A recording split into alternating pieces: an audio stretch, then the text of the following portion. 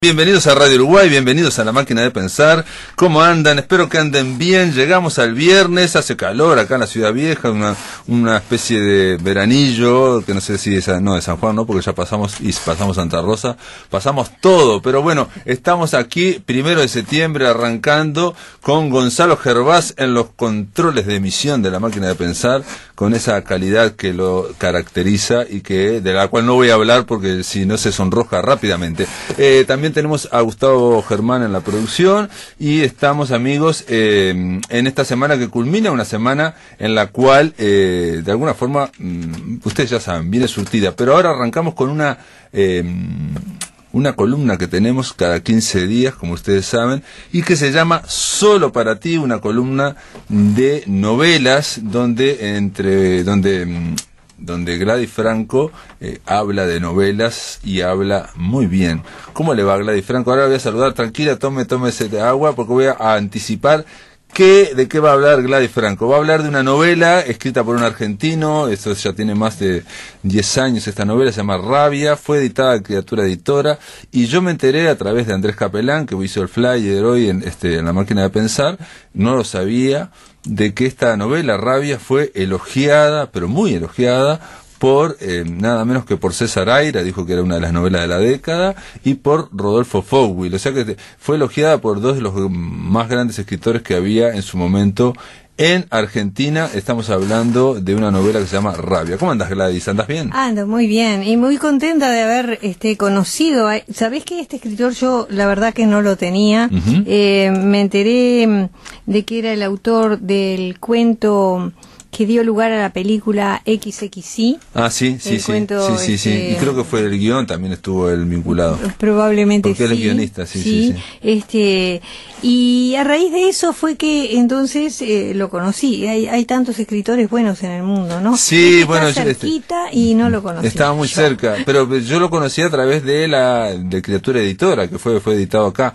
Dice así, César Aira dijo, Rabia es la mejor novela que leí en los últimos años, y Fogwill dijo, Rabia es de una originalidad poco frecuente, una de las mejores y más verdaderas novelas de la última década. Fogwill venía del mundo de la publicidad y era más, impactaba más con sus frases, no buscaba impactar. En el caso de Rabia, incluso hay una versión en cine, hecha creo que es colombiana la versión, la vi a la película, pero no es lo que uno imagina, ¿no? Es que el mundo, la interioridad que tiene la novela, el relato de la interioridad de los personajes, viste que tiene poco diálogo. Sí, los diálogos son muy interesantes, uh-huh, muy buenos, muy, pero tiene poco. Uh-huh. Entonces, lo que pasa en la mente del personaje, sobre todo, es muy importante y me parece difícil verlo. Sí, de todas formas, la actuación en esta película, el actor era muy bueno, pero bueno, insisto,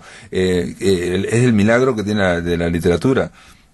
Se trata de un albañil, básicamente, un hombre de la construcción, que se engancha, se enamora con una muchacha que es una empleada doméstica en una casa, en una gran casona, muy importante, muy importante casa, de varios pisos, sí. Esas casas que pertenece, que ocupó una familia, claro, grande, que en el momento en que la novela nos ubica, vive allí un matrimonio, ¿no? Que tiene su hija casada con niños que viven en otro país, un hijo que después conoceremos, soltero, viven ellos solos con esta chica que Rosa, el personaje, que es la empleada, ¿no?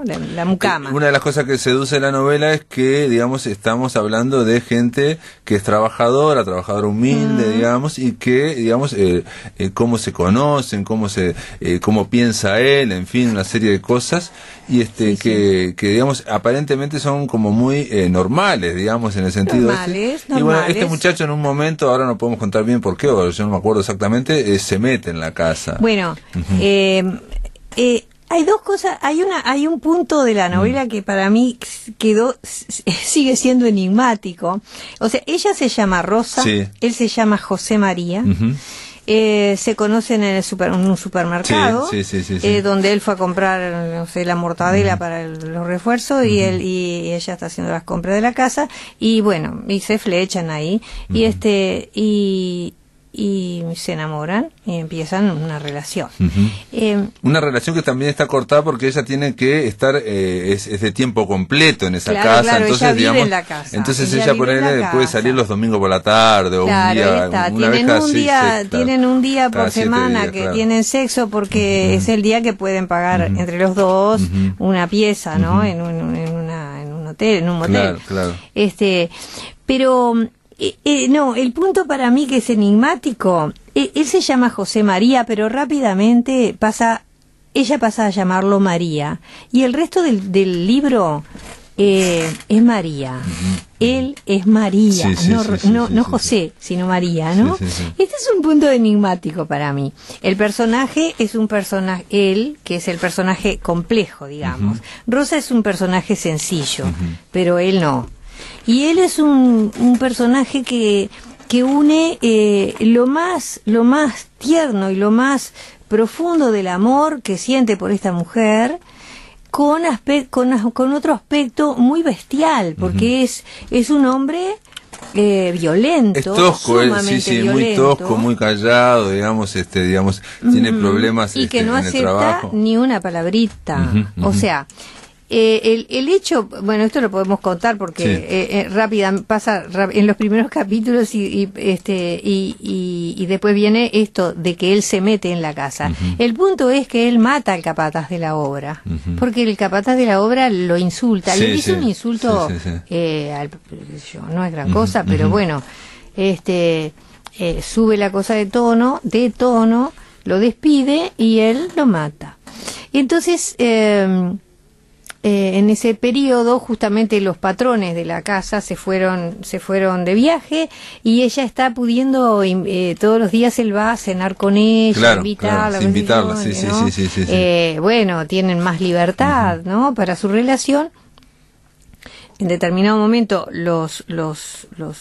el matrimonio vuelve sorpresivamente y bueno, y él tiene que escaparse. Sí, ella se tiene que salir ella le deja para digamos un camino para que se vaya, y él lo que hace es, en vez de salir por la puerta que tenía que irse, se sube las escaleras y va a la primera guardilla, que no estaba habitada, ¿no? Hay o sea, uno se puede imaginar la casa que está, hay un piso, planta baja, un primer piso, un segundo piso y una gran guardilla. Eso fue el problema que yo tuve cuando vi la película. La mansión que ponen en la película es un caserón colonial de Bogotá, así colombiano, gigantesco, que parece más victoriano que la casa que yo me imaginaba, esas casas grandes de Buenos Aires, ¿no? Pero entonces, la casa tiene que ser muy grande, viste que tiene, por ejemplo, distintos tramos de escaleras, tiene escalera de servicio, tiene escaleras principales, y esa zona de arriba, donde hay desvanes, donde hay dormitorios que están cerrados. Sí, hay camas, todo, camas, y bueno, y un gran desván con muchas cosas guardadas, esas cosas, que está todo limpio porque Rosa mantiene la casa, ¿no? Claro, porque esa casa era muy grande, aparentemente tenía mucho más servicio doméstico y aparentemente la familia era mucho más grande y se fueron terminando yendo todos. Y lo que hace este hombre es que se llega al último piso y se queda ahí y se esconde. Y se esconde, pero no, digamos, bueno, claro, Rosa empieza a angustiarse. Claro, en un momento llega la policía, porque en el barrio los veían juntos, ¿no? Sí. Entonces la policía llega a la casa a preguntar por él, o sea, la ubican a ella, como era la chica que salía con este hombre, que es el sospechoso del asesinato del capataz, y bueno, y ella se angustia, se da cuenta que por eso él, porque él tiene ahí una desaparición, ¿no? Y de pronto ¿Qué pasa? Sí, tiene una desaparición, perdón, porque Rosa misma deja de verlo y deja de hablar con él. Rosa no sabe que está en la misma casa. No, claro, pero él no puede comunicarse. No, él se convierte en una especie de náufrago que está allá arriba, ¿no? Es muy parecida. Yo cuando hablé un poco con Sergio Vicio, le decía que la figura de Robinson Crusoe, que está solo arriba, digamos, lo que pasa en vez de estar en una isla, está en el último piso de esa casa y no puede hablar con nadie. Tenés razón. Y se va convirtiendo en una especie de náufrago porque, digamos, en un momento, bueno, empieza a andar desnudo, se deja la barba, en fin, digamos, toda esa historia, ¿no? Claro, anda desnudo para no dejar rastros, porque es más práctico, bueno, con el calor, ¿no? Para andar descalzo, pero también hay una cosa interesante que es un encierro, ¿no? O sea que él, cuando finalmente, porque voy a decir esto, que finalmente él, finalmente no, digo, por ahí él descubre que hay otra línea de teléfono en la segunda planta y empieza a llamar a Rosa desde ese teléfono, ¿no? O sea, cuidando cuando no hay nadie más, cuando ella está en la cocina, entonces él la llama y habla, y ella reiteradamente le pregunta: ¿dónde estás? ¿Estás en la cárcel? Porque además no siente ningún ruido, le dice ese silencio: ¿dónde estás? ¿Estás en la cárcel? Y él le dice: no, pero no le, obviamente. Sí, porque no aparte él era hosco, era poco de hablar, y encima lo que quiere en ese momento es comunicarse con la única persona con la que él tiene una relación, porque te presentan un personaje que prácticamente para atrás como que ha cortado toda su relación. Sí, ¿no?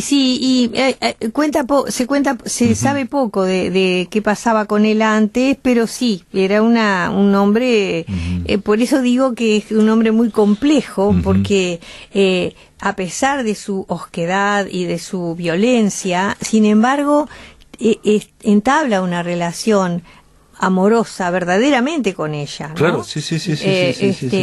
Y no la quiere perder.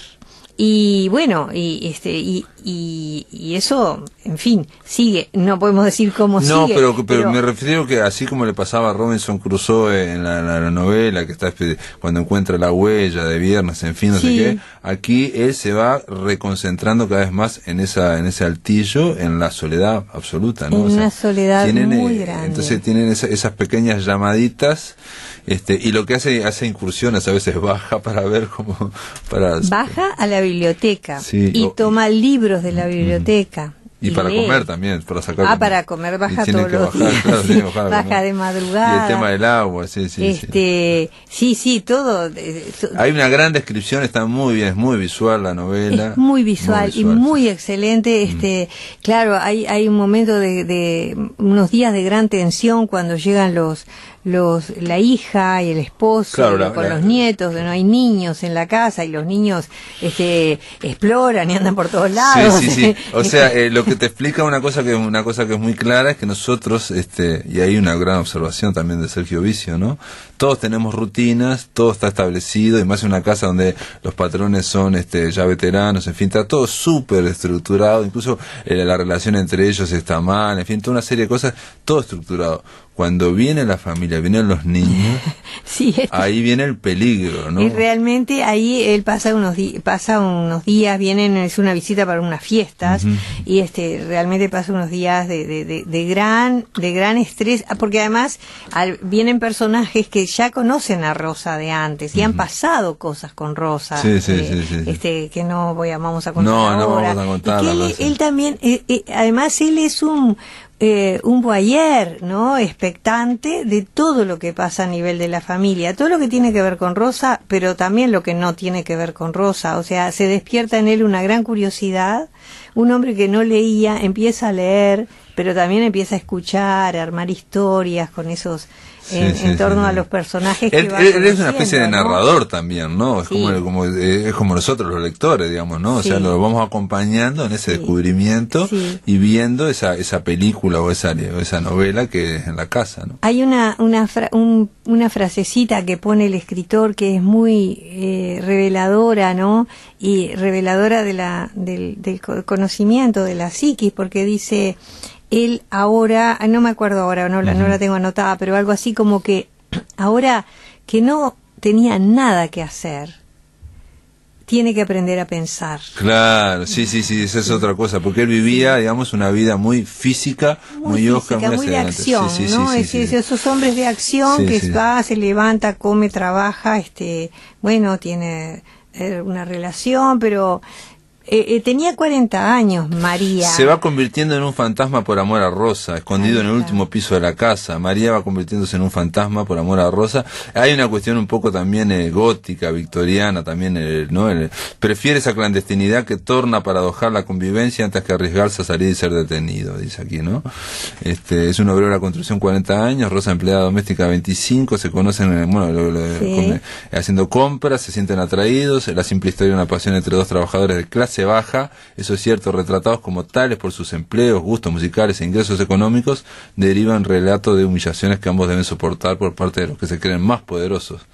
Él responderá a la violencia con violencia, ella con sumisión y mentiras, y así las cosas. Bueno, en fin, María pasa todo eso que dijiste. María es él. María es él.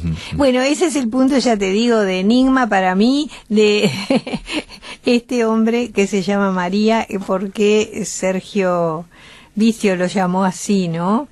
Y cómo él lo acepta, ¿no? Con esa naturalidad. Sí, mira, tengo una cosa que me aporta acá Andrés Capelán y que bueno, que reafirma lo que dije, no sabía yo. Lo escribió Elvio Gandolfo, esto dice: Vicio, ¿no? Sergio Vicio termina acercándose a Kafka, a Defoe, ¿no? Por Robinson Crusoe, claro. Y a Ballard, el gran de ciencia ficción, el J.G. Ballard. Rabia trata de clases sociales, de géneros sexuales, de la Argentina actual, pero eso puede hacerlo cualquiera. El ritmo, el sonido, la respiración es música solo viciana de Sergio Vicio, ¿no? Sí, que es un gran escritor. Con B larga, yo la primera vez lo escribí con B corta. Y yo quiero recomendarles en Netflix, si pueden ver un documental en una película que se llama Joe Room, que está con guión de Lucía Puenzo y Sergio Vicio, vale la pena verla, y también tiene esa cuestión del encierro y procesos en los cuales personajes que aparecen simples se van complejizando de una forma, se van transformando. Y yo recomiendo también un libro de cuentos de él que se llama Chicos, donde está el cuento Cinismo, que dio lugar a XXI, y otros cuentos espléndidos también. Muy bien, Gladys Franco, quedó presentada la novela Rabia, esto es de Sergio Vicio, está editada acá en Uruguay, también en Argentina, aquí en Uruguay por Criatura Editora. Es una novela que vale la pena, la recomendamos. Gracias, Gladys, por estar en La Máquina de Pensar. Gracias a ti. En el aire de Radio Uruguay, La Máquina de Pensar.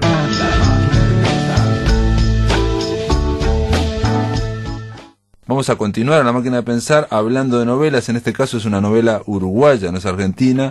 Se llama Singladura y su autor es Horacio D'Angelo Ronzoni. ¿Cómo andas, Horacio? ¿Andás bien? Bien, muy bien. Un placer de estar acá contigo.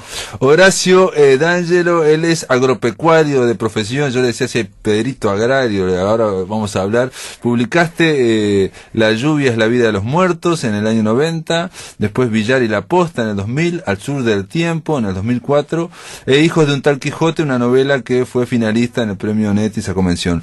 Y bueno, vas al taller literario Ílvolo, no sé cuál es este taller. ¿no? Ese es mi taller. Coordinás un taller. Coordinás.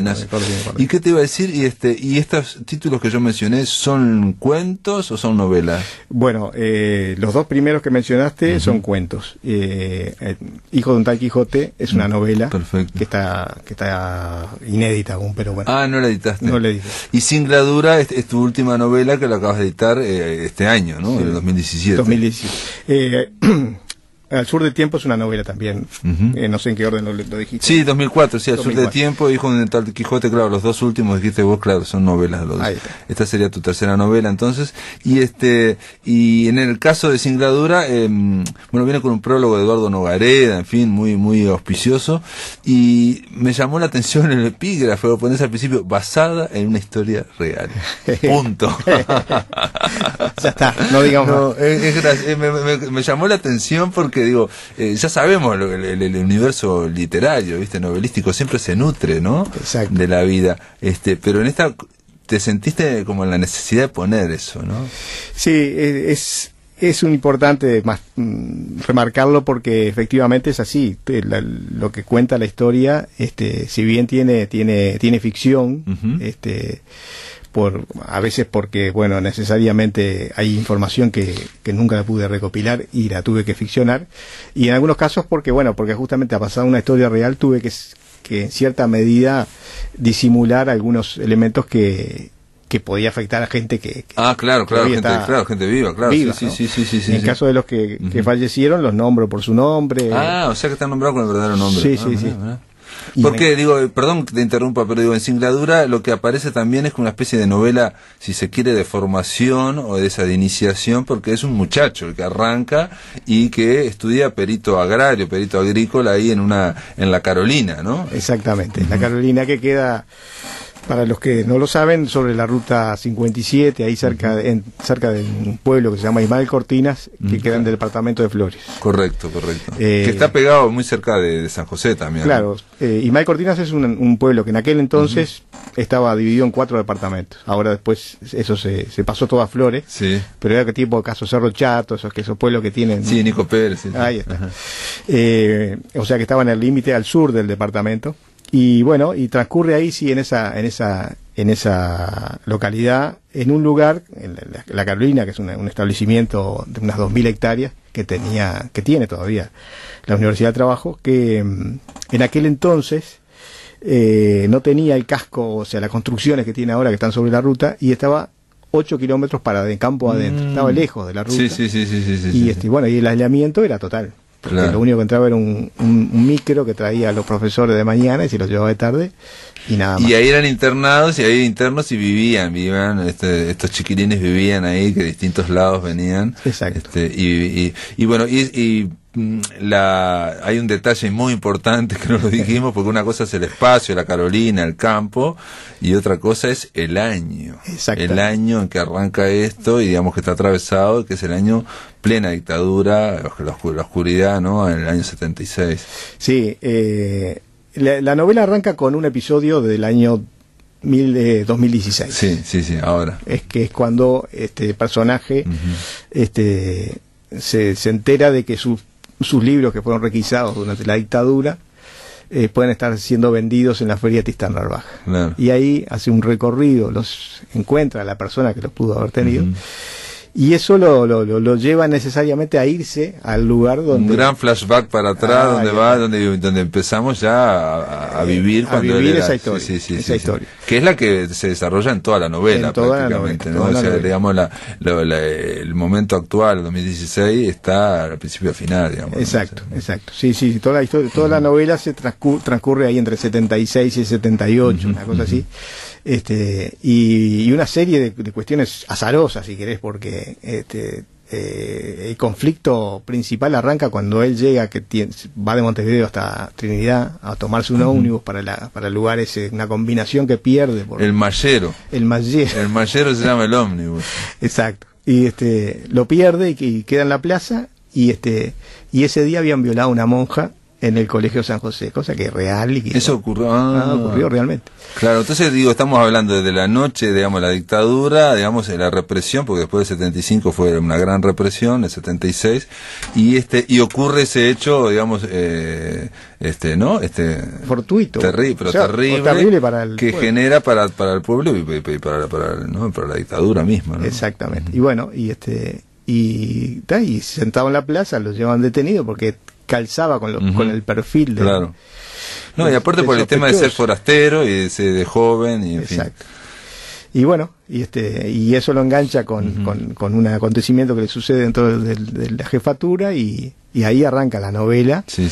En una cuestión que lo vas como superando permanentemente al personaje, porque es un muchacho, tenía 18 años. Claro, es un muchacho que aparte, digamos, ahí lo que estás mostrando también es algo que no sé si se ha mostrado tantas veces, creo que no, que es, digamos, la represión militar o la represión de la dictadura.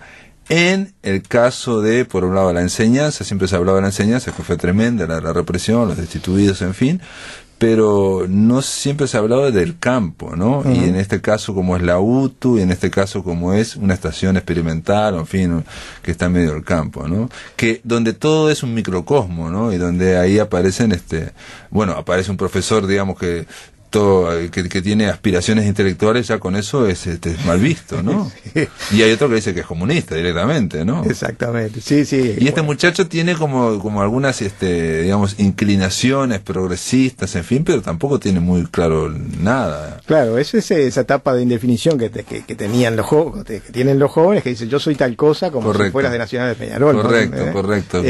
Y esa tal cosa no tiene mucho contenido, pero a su vez te da como una forma de presentación, si querés. No, o a veces esa tal cosa es por contraste, por resistencia, ¿no? Por contraste, sí, evidentemente.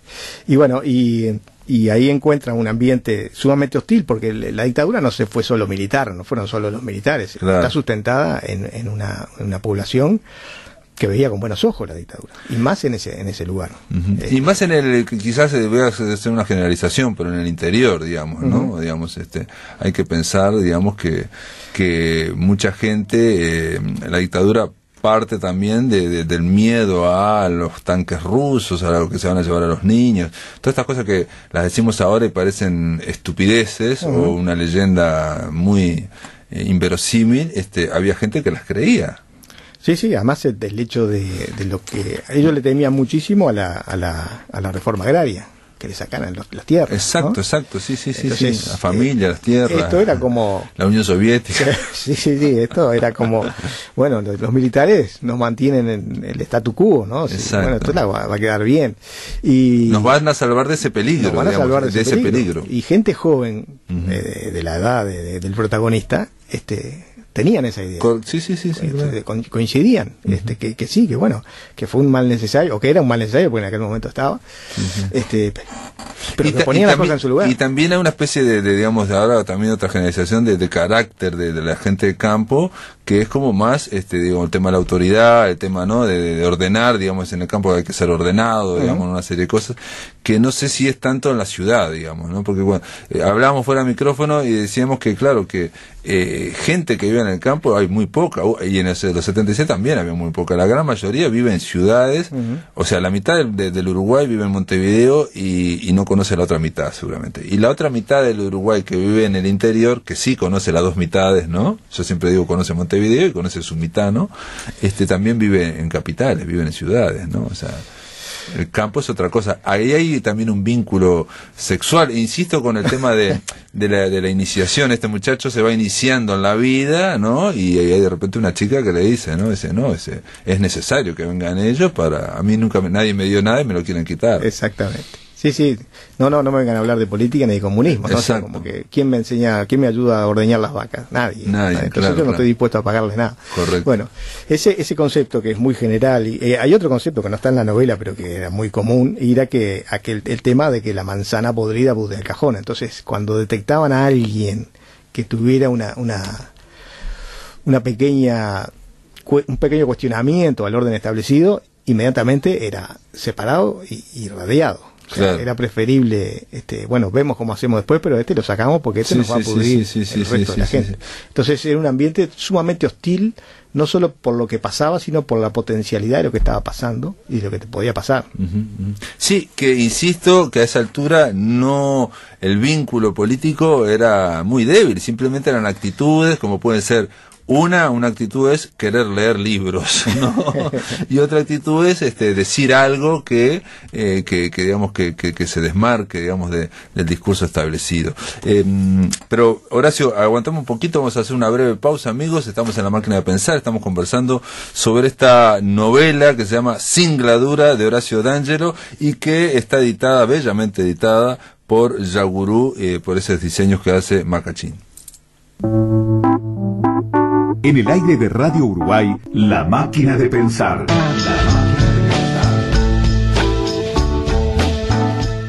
Continuamos, amigos, en La Máquina de Pensar. Estamos conversando con Horacio D'Angelo Ronzoni. Él es autor de Singladura, esta novela de ambiente campero, ¿no? Transcurre gran parte de la novela en el campo, en el interior de la República, y sobre todo ahí en esa zona que es la Carolina, como mencionás, Ismael Cortina, en fin, con gente de campo, aunque también tiene obviamente siempre vínculos con la ciudad o con el pueblo o con San José, en fin, o con Flores, Flores, ¿no? En este caso.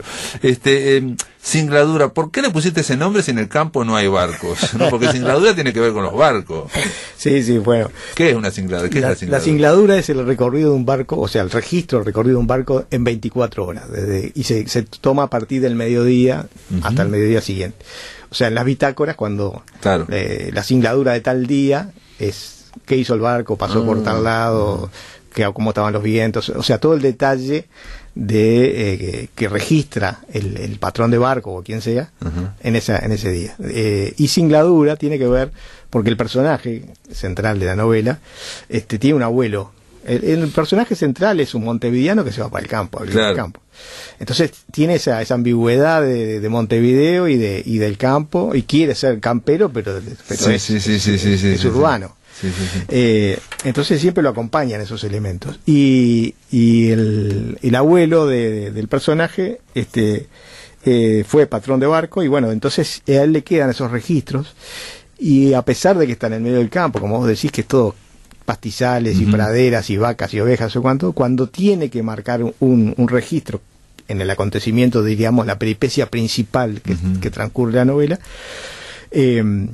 la identifica con la singladura. ¿Sí? Bueno, la singladura de mi día, este día fue tal cosa, tal otra, y la va como marcando y la va corriendo a medida que va transcurre el tiempo, como una forma de registrarse a él mismo el acontecimiento más importante que nunca había vivido.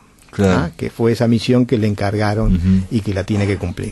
Sí, porque aquí hay un profesor que bueno que tiene algunas vinculaciones, que tenía libros, y entonces quiere cubrir esos libros y bueno, y tiene que avisarle a otra persona, y tiene que hacer esa expedición, digamos, que para ese muchacho, que es ir a avisarle a otra persona que no la conoce, ¿no? Decirle que mirá, está preso, ya y si vienen por vos, el siguiente sos vos, el siguiente, ¿no? Todo eso es una cuestión como de aventura, pero hay otras aventuras adentro que tienen que ver con la iniciación sexual de este muchacho, también el tema del ambiente campero. Yo, por ejemplo, señalé solamente, hay una parte que él ve a una muchacha que, en fin, que él dice, ella en general vestía ropa de hombre, o por lo menos de trabajo, vaqueros, botas de montar gastadas, camisas anforizadas, sombrero aludo, ¿no? Entonces, digamos que no era muy femenina. Y dice, en un momento, como decía un compañero famoso por almorzarse cuánta musaraña se le cruzara en el camino, la soledad practica las mejores cirugías estéticas que puedas imaginar, ¿no? ¿No? Como que mejora todo, la soledad mejora todo, digamos, ¿no? Al transcurso de los días uno va como viendo de otra manera lo que se le presenta. Es así, bueno, sí, de realidad era una vecina que tenía ahí a pocos kilómetros, que en realidad en el campo a pocos kilómetros es vecino al lado. Claro. Y cuando la muchacha lo viene a invitar a él ahí a un baile, la ve totalmente, se enamora. Sí, la ve distinta, con y hacía 10 días que estaba en el medio del campo que no veía nada. Entonces, bueno, exacto, y esa transformación lo engancha, ¿no? Claro, tiene que ver con, por eso yo decía que es una iniciación a la vida, y en todos los distintos ámbitos, y en el político, en el de los estudios, en el de la responsabilidad, en el sexual, en fin, y claro, como está en plena dictadura, ahí ocurren, porque no solamente la dictadura fue militar, como decíamos, dijiste vos en el bloque anterior, sino que esa lógica castrense se fue permeando toda la educación, toda la sociedad, digamos, en el interior quizás más todavía, ¿no?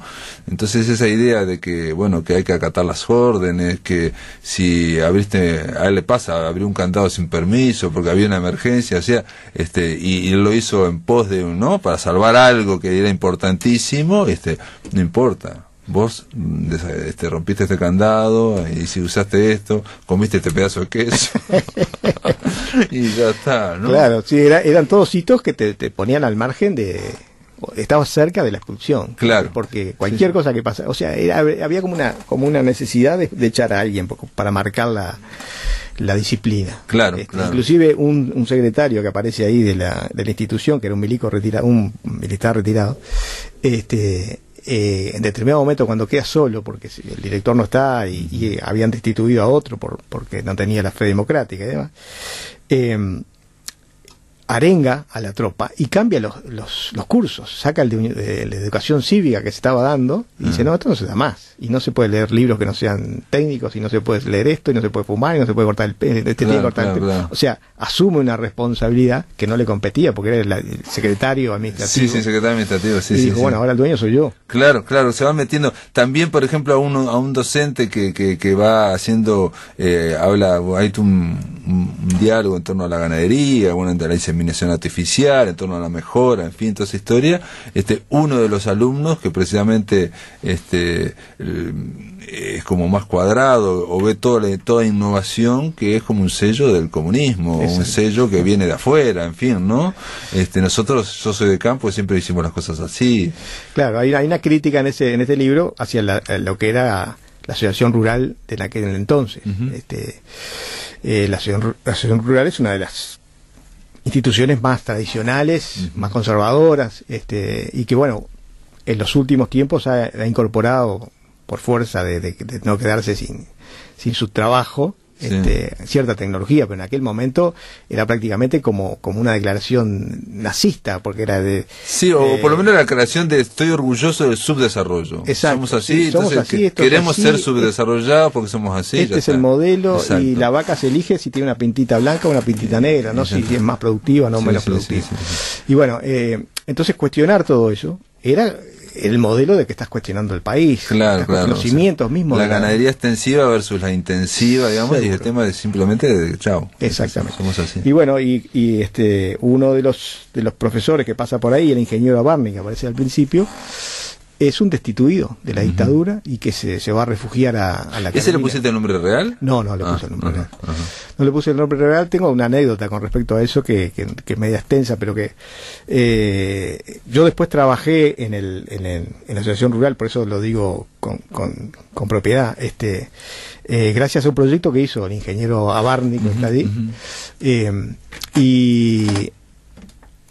y bueno, y ese proyecto revolucionó la ganadería en el Uruguay. Hoy existe la estación experimental de Quillú, la Facultad de Agronomía de Paysandú, con el tema de Verdín Angus, gracias a un proyecto que hizo un destituido que tuvo 2 días en la Carolina escapado, y mientras estaba ahí se puso a hacer un proyecto para mejorar la selección de los toros. Qué genial. Una pregunta, Horacio. Esto transcurre entre el 76 y 78, ¿no? Digamos, si pusiéramos el 77, estamos en el 2017. ¿Pasaron? 40 años. 40 años, ¿no? Pasaron 40 años. Y yo ahora te escuchaba, digo, ¿por qué escribirlo ahora? Porque pensé también que hace poco salió una novela premiada, primer premio en el 2016, que se llama Entusiasmo Sublime, que también trata la dictadura, pero en la periferia de Mercedes, en San José, y trata desde el punto de vista del ejército, digamos, pero de gente muy humilde, ¿no? Que tiene que hacerse soldado para subsistir, digamos, ¿no? En este caso trata la dictadura desde el punto de vista del campo, ¿no? Sí. Digamos, y de una estación de la UTU, digamos, y que con todo lo que transcurre eso. ¿Por qué ¿El por qué? ¿Por qué lo hiciste vos ahora? Porque digo, no creo que sean casualidades que aparezcan novelas, ¿viste? Ahora en este tiempo. Bueno, los 40 años son simbólicos, o sea, te mueven mucho, ¿no? Posiblemente los 50 hubiera sido más. Pero 40 años son muy importantes. ¿Qué sucede? Muchos de los compañeros que están nombrados ahí como compañeros de estudios, por distintas razones fallecieron. Hay 3 o 4 compañeros, inclusive uno falleció de muy poquito, con los que hicimos los 5 años de la escuela agraria, estuvimos conviviendo, éramos hermanos prácticamente, y fallecieron. Y hace muy poco tiempo nos reunimos, en ocasión justamente de uno de los compañeros que falleció, y nos pusimos a rememorar el tema de la violación de la monja. Porque es la violación de la monja que aparece ahí. Sí. E incluso aparece después que fue aclarada, aparentemente. Fue aclarado. Aclarado por cómo se aclaraban los temas en aquel momento, ¿no? Dame un responsable y yo te arreglo tal otra cosa. Correcto, terrible. Para mí que fue un arreglo ahí para quedar bien y lo encontramos. Hablando de ese tema, nosotros nos pasaron muchísimas cuestiones más, porque nos detuvieron varias. A mí me detuvieron una vez, pero después a la semana nos volvieron a llevar, y porque éramos el grupito ahí, éramos los principales sospechosos. Y yo siempre, desde mi punto de vista, tenés un culpable en mente. Si pudo haber sido fulano, porque te lo conozco, con las características. Y siempre me quedé con ese nombre, inclusive en la novela lo nombro, lo menciono, digo, tenía tal característica, tenía los lentes gruesos, al que me revela que encontró al sospechoso. Y queda por ahí. Pero después, te digo, en una de las últimas reuniones viene un compañero que hacía años que no nos veíamos. Y estábamos conversando y sale el tema y él dice, en un momento dice, ¿cómo me salvé? Y después no dijo más nada. Ajá. Pero estoy seguro que se refería a que él fue el principal sospechoso en aquel momento y se salvó. Ajá. Que tuvo que ver. Entonces, que estuvo en el lugar, entonces esas cosas que te dicen, ¿y por qué esta historia no vuelve a salir? Y bueno, yo no lo puedo decir porque no, pero aparte te digo, pero es literatura también. Es literatura. Y lo hiciste como una especie de desahogo o de ponerlo también, de descargarlo. Sí. ¿No? Esta historia ya participó en un cuento. Que bueno, estuvo ahí o sea que lo empezó como cuento y lo fuiste desarrollando con un cuento que cuando conversando con Roger Misa, que era el jurado, que bueno, que les interesó la historia, porque también, viste, es un tema, la violación de la monja fundamentalmente, que le gustaba mucho. Le empecé a contar, sí, pero yo no te conté todo lo demás que hay aparte de la violación de la monja y lo demás. Y le empecé a contar historias que no estaban en la novela, en el cuento en ese momento. Y me di cuenta que la mayor parte de la historia estaba fuera. Entonces, bueno, dejé el tema de la monja a un pequeño mención, porque tiene que ver con la historia. Pero me dediqué a esa otra parte que fue más importante para mí, y para la protagonista y para el conjunto de los compañeros de lo que fue la monja. Claro, porque este muchacho después se va a encontrar con un subinspector o subjefe que le va a decir, vos estuviste fichado por y empezaba, no, yo hice tal cosa, no, pero tenemos, porque digamos el espionaje era exageradamente minucioso. ¿Por qué? Porque en el interior y cuando hay poca gente es muy fácil de verlo. Ahora que estaba hablando con vos y pensaba que también este año salió otro libro que se llamaba La Casa de la Mulita y otros cuentos, que precisamente La Casa de la Mulita es en el campo, ahí en La Valleja, en 33, una tatucera, digamos, del MLN, el fracaso que fue, en fin, y muestra la mentalidad campera también ahí, ¿no? O sea que son todas partes que no se han contado, ¿no? No se han contado, y bueno, no hay muchos voceros que se animan a contarla, ¿no? Son historias que, como vos decís, en el campo todo el mundo te identifica, sabe quién sos, y bueno, y te puede cambiar tu relación con el entorno si revela que vos le dijiste que estaban a favor de la dictadura y que en el fondo hay una cosa que es también difícil de decir, y por eso que quizás hayan pasado tantos años también, que es que en contra de la dictadura al principio había muy pocos, digamos, ¿no? O sea, la mayor parte del pueblo uruguayo o de la sociedad, digamos, aceptó, digamos, bastante bien la dictadura hasta el 76, 77. Fue a partir de la crisis económica 80, 82 que bueno, que ahí comienza todo un movimiento, ¿no? Y aparte cuando los militares intentan eternizarse, también a Goyo Barba, en fin, una serie de cosas en el poder. Pero bueno, fue un proceso que digamos que tuvo sus etapas, y es muy duro decir que bueno, que había gente que apoyaba, o que gente que, en este caso este alumno, ¿no? Que era ¿no? Que se revela contra la modernidad. Sí, se revela contra la modernidad, pero acusándolo de comunista y no sé qué, no sé cuánto, o sea, hay filtración, el elemento foráneo, ¿no? El famoso elemento foráneo. Horacio D'Angelo Ronzoni, bueno, quedó presentada acá la singladura de esta novela en La Máquina de Pensar. Es otra novela más, es otro aporte, digamos, es otra visión, y también es literatura, ¿no? O sea, es literatura, esa es la idea, ¿no? Digamos, más allá de lo testimonial, es ver en este prisma otra visión, ¿no? Sí, es una intención de generar un contexto real de lo que fueron aquellos años, sin entrar en lo que fue la lucha de la gente, las agremiaciones, o sea, sin entrar en la dictadura noticia. Claro, o en el terreno, digamos, político, que eso se ha sabido más, en fin, se ha escrito más, y esto es más, digamos, de la parte, digamos, del social, o de lo que, como vivían los uruguayos en esa época, ¿no? Exacto. Que no todo el mundo mundo lo sabe y bueno, eso no hay que olvidarlo tampoco, ¿no? No hay que olvidarlo porque es el engendro de lo que pasa después. Perfecto. Horacio, gracias por estar acá en La Máquina de Pensar. Bueno, el agradecido soy yo y muchísimas gracias, Pablo, por haberme invitado. Amigos, se terminó La Máquina de Pensar, Singladura, es un hermoso libro editado por el Yaugurú, es de Horacio D'Angelo, se terminó La Máquina de Pensar. El lunes a partir de las 19 horas seguiremos aquí por Radio Uruguay.